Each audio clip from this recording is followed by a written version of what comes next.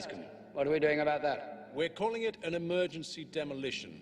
We have spin coverage on the network and throughout the interlink. Several experts have been lined up to testify against the Bailey's structural integrity. I want Prothero to speak tonight on the dangers of these old buildings and how we must avoid clinging to the edifice of a decadent past. He should conclude that the new Bailey will become the symbol of our time and the future that our conviction has rewarded us.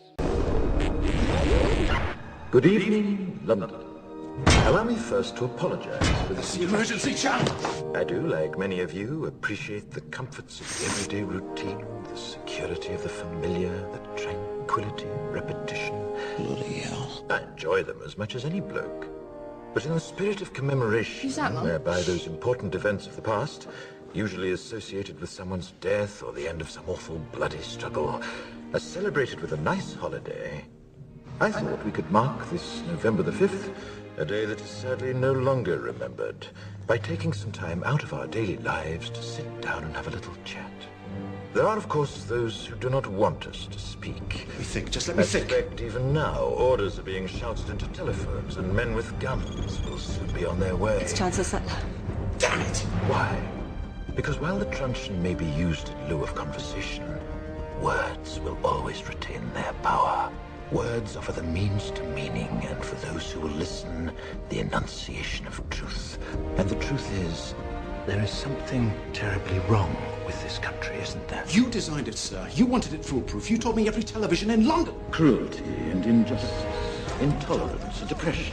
And where once you had the freedom to object, to think and speak as you saw fit, you now have censors and systems of surveillance coercing your conformity and soliciting your submission. We need cameras. How did this happen? Who's to blame? Well, certainly there are those who are more responsible than others, and they will be held accountable. But again, truth be told, if you're looking for the guilty, you need only look into a mirror. I know why you did it. I know you were afraid. Who wouldn't be? War, terror, disease. There were a myriad of problems which conspired to corrupt your reason and rob you of your common sense. Fear got the best of you, and in your panic you turned to the now High Chancellor Adam Sutler. He promised you order, he promised you peace, and all he demanded in return was your silent, obedient consent. Inspector, you're almost through. Last night, I sought to end that silence.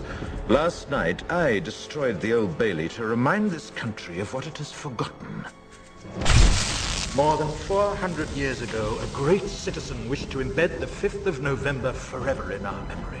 His hope was to remind the world that fairness, justice, and freedom are more than words. They are perspectives.